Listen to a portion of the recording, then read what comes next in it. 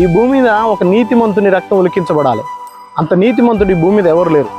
దేవుళ్ళు అని చెప్పుకునేటోళ్ళు చాలామంది ఉన్నారు బాబాయ్. కానీ వాళ్ళ జీవితాలు, వాళ్ళు రాసిన గ్రంథాలు, వాళ్ళ మాటలు చాలా అద్భుతంగా ఉంటాయి.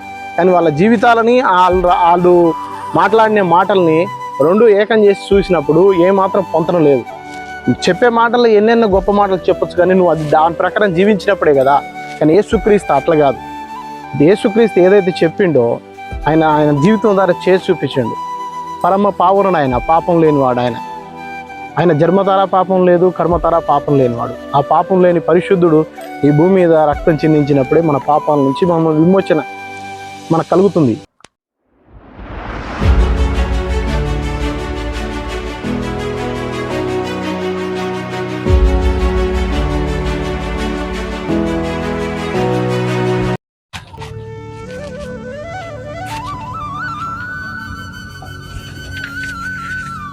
బాబా ఇట్లా నల్గొండ వెళ్తుందా?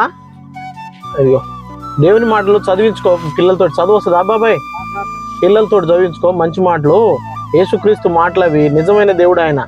మనం పెట్టుకునే విగ్రహాల దేవుడు ఉండడు బాబాయ్. నిజమైన దేవుడు, మనం సృష్టించిన దేవుడు. ఆయన గురించి ఉంటే మాటలు చదివించుకో. ఒక 5 నిమిషాలు నీకు అర్థమైంది.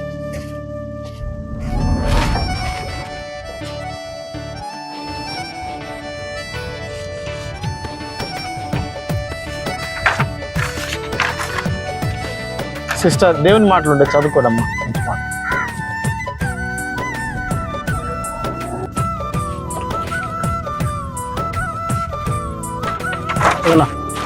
దేవుని మాటలు చదువుకోండి. మంచి మాట. దేవుని మాటలు చదువుకోండి.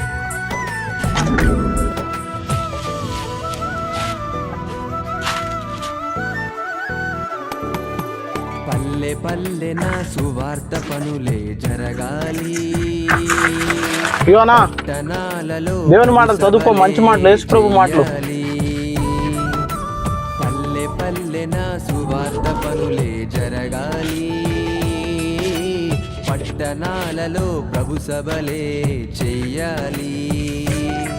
ప్రజలందరూ ప్రభుని దేవుని మాటలు చదువుకో. మంచి మాటలు. పరలోకమే ఉన్నదని తెలియాలి. మరణించిన మనిషికి బ్రతుకు ఉందని మహనీయులకు తెలియాలి. క్రీస్తు ద్వారానే స్వర్గముందని ప్రతి మనిషి తెలుసుకోవాలి.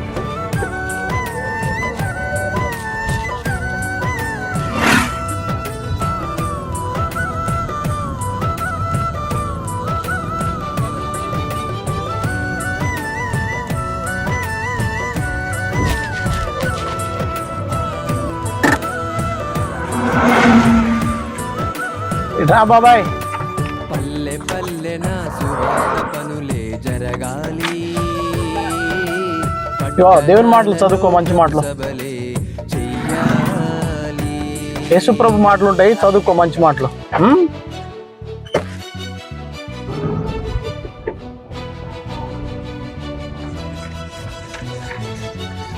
ఇవాక దేవుని మాటలు చదివించుకో. మంచి మాటలు. యేసు ప్రభు మాటలు ఉంటాయి. యేసు ప్రభు మాటలు చదివించుకో. మంచి మాటలు.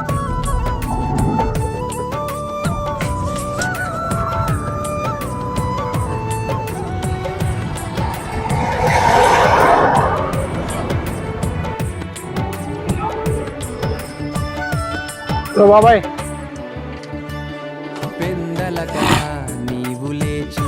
దేవుని మాటలు చదువుకో. మంచి మాటలు. యేసుక్రీస్తు మాటలు ఉంటాయి, చదివించుకో. మంచి మాటలు. నిజమైన దేవుడు ఆయననే తెలుసుకో. ఆయన గురించి అన్నా ఇగో దేవుని మాటలు, యేసుక్రీస్తు మాటలు ఉంటాయి, చదువుకో. మంచి మాటలు. యేసు ప్రభు నిజమైన దేవుడు, ఏకైక దేవుడు, సత్యమైన జీవం గల దేవుడు, ఒక్క దేవుడే.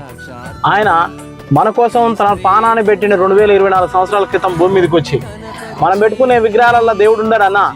ఆయన గురించి మాటలు ఉంటాయి, చదువుకో. చక్కగా నీకు అర్థమవుతుంది. సరేనా?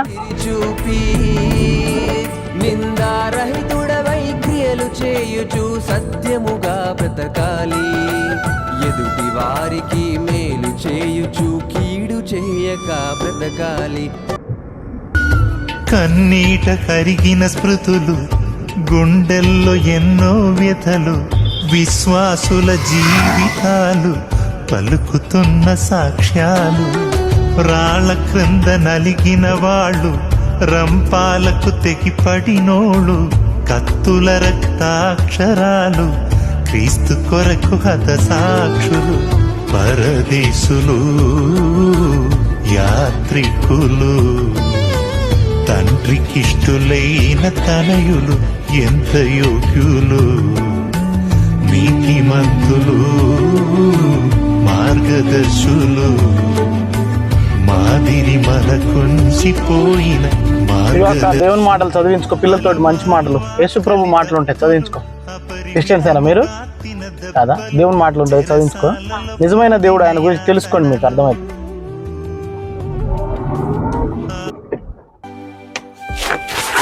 ఏం పేరు బాబాయ్? అయ్యో, దేవుని మాటలు చదివించుకో.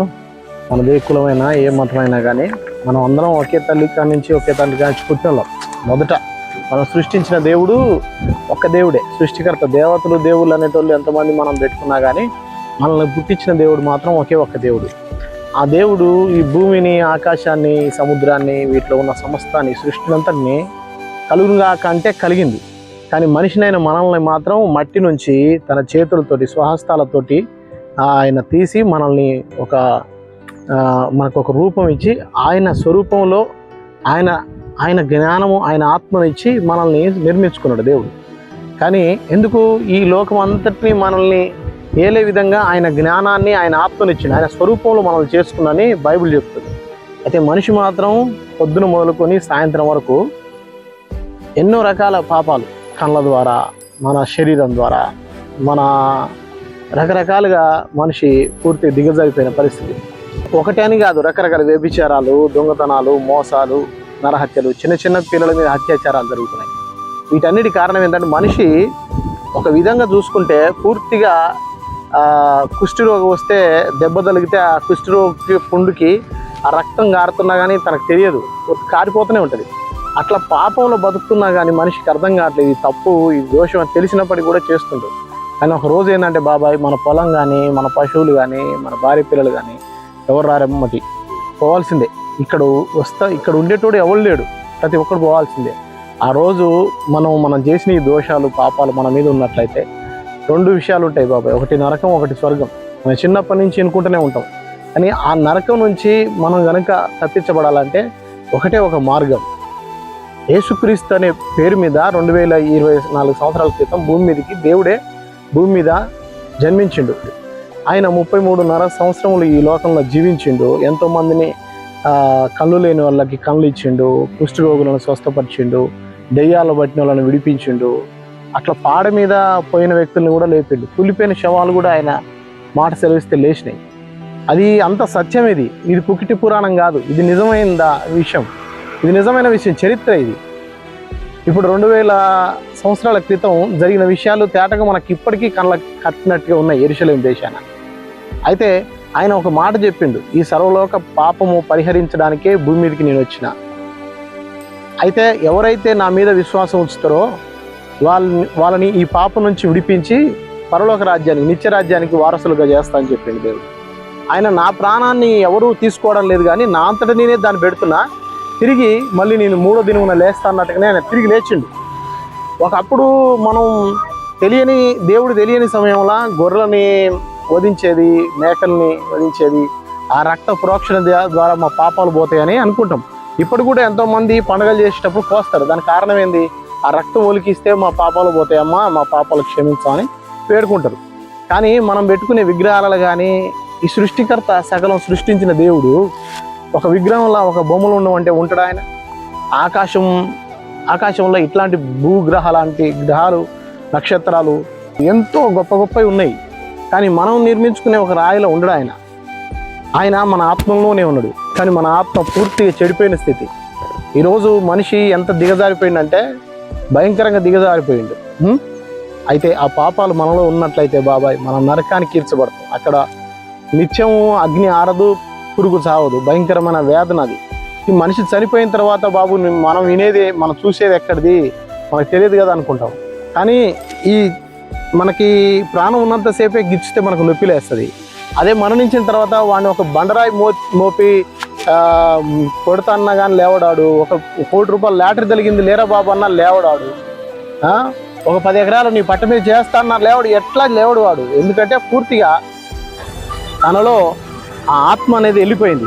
ఆ ఆత్మకి చావులేదు బాబాయ్. శరీరానికి మాత్రమే ఈ లోకంలో మట్టి నుంచి తీయబడింది, మట్టిలోనే కలుస్తుంది. కానీ ఆ ఆత్మ మాత్రం తనను దయచేసిన దేవుని దగ్గరికి వెళ్తుందని బైబిల్ సెలవిస్తుంది. ఈ ఆత్మకి నిత్య నరకం అనేది ఉంటుంది. ఆ నరకం నుంచి తప్పించబడాలంటే ఏ మనుషులు చేసే బలియాగల వల్ల కాదు, కానీ నేనే ఇదిగో మీకోసం బలిగా సమర్పించబడుతున్నానని సృష్టికర్తనే భూమి మీదకి వచ్చి తన ప్రాణం పెట్టాడు. ఆయన మీద విశ్వాసం ఉంచట చేత కేవలం మనం ఇచ్చేది ఏది లేదు, కానీ ఆయన దేవుడు మన కోసం వచ్చిన రక్షకుడు అని ఆయన మీద విశ్వాసం ఉంచట చేత మనం ఆ పాపం నుంచి విమోచించబడతాం. రక్తం కార్చకుండా విమోచన లేదు. ఆయననే సృష్టికర్త. ఎందుకు మరి ఆయనే రావాల్సింది వచ్చిందంటే ఈ భూమి మీద ఒక నీతిమంతుని రక్తం ఉలికించబడాలి. అంత నీతిమంతుడు ఈ భూమి మీద ఎవరు లేరు. దేవుళ్ళు అని చెప్పుకునేటోళ్ళు చాలామంది ఉన్నారు బాబాయ్. కానీ వాళ్ళ జీవితాలు, వాళ్ళు రాసిన గ్రంథాలు, వాళ్ళ మాటలు చాలా అద్భుతంగా ఉంటాయి. కానీ వాళ్ళ జీవితాలని వాళ్ళు మాట్లాడిన మాటల్ని రెండు ఏకం చేసి చూసినప్పుడు ఏమాత్రం పొంతన లేదు. చెప్పే మాటల్లో ఎన్నెన్నో గొప్ప మాటలు చెప్పొచ్చు, కానీ నువ్వు అది దాని ప్రకారం జీవించినప్పుడే కదా. కానీ యేసుక్రీస్తు అట్లా కాదు. యేసుక్రీస్తు ఏదైతే చెప్పిండో ఆయన జీవితం ద్వారా చేసి చూపించండు. పరమ పావురుడు ఆయన, పాపం లేనివాడు ఆయన. ఆయన జన్మతారా పాపం లేదు, కర్మతారా పాపం లేనివాడు. ఆ పాపం లేని పరిశుద్ధుడు ఈ భూమి మీద రక్తం చిందించినప్పుడే మన పాపాల నుంచి మన విమోచన మనకు కలుగుతుంది. అందుకని ఆయన 2000 సంవత్సరాల క్రితం భూమి మీదకి వచ్చింది. ఆయన గురించి తెలియని ప్రజలకి తెలియజేసుకుంటూ వెళ్తాం. అయితే ఆయన గురించి మాటలుంటాయి, చదువుకో. నీకు చదువు వస్తుందా? చదువుకో. ఇంకొక విషయం ఏంటంటే ఎన్నో అద్భుతాలు, డాక్టర్లు చేతులు ఎత్తేసిన సందర్భాలలో కూడా ఎంతోమంది బతికిరు, ఈరోజు సజీవంగా ఉన్నారు. నా కుటుంబంలో కూడా అట్లాంటి కార్యాలు ఎన్నో జరిగినాయి. కాబట్టి ఆయన గురించి 10 మందికి తెలియజేయాలి, ఈ గొప్ప దేవుని గురించి. ఇప్పుడు ఒక సినిమా మంచిగా ఉంటుంది బాబాయ్, దాని గురించి మనం 10 మందికి చెప్పుకోమా? అట్లనే ఒక సృష్టికర్త దేవుడు సత్యాన్ని తెలుసుకున్న తర్వాత ఆయన గొప్ప దేవుడు అని, ఆయన అద్భుతాలు చేస్తున్నాడని తెలిసిన తర్వాత ఏ విధంగా చెప్పకుండా ఉంటాం?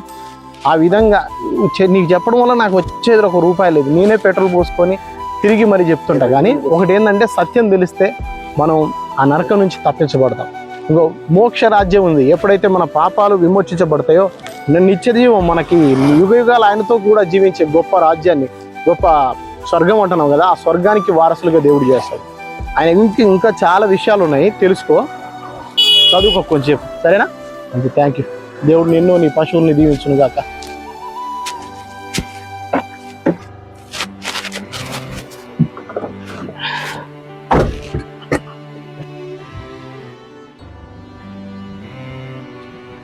ఇగో బాబాయ్,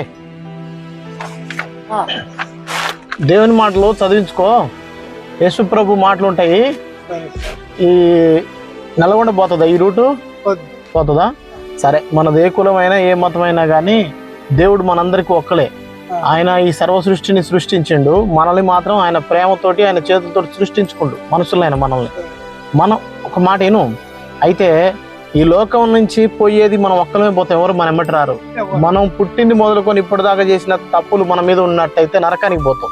ఆ నరకం నుంచి తప్పించడానికి 2000 సంవత్సరాల క్రితం భూమి మీదకి దేవుడు వచ్చిండు. యేసుక్రీస్తు పేరు మీద ఆయన ప్రాణం పెట్టిండు మన కోసం. మన పాపం నుంచి మనల్ని గడిగేయడానికి రక్తం కార్చిండు, తిరిగి లేచిండు ఆయన. ఆయన గురించి మాటలుంటాయి, చదివించుకో పిల్లలతో, నీకు చక్కగా అర్థమైంది.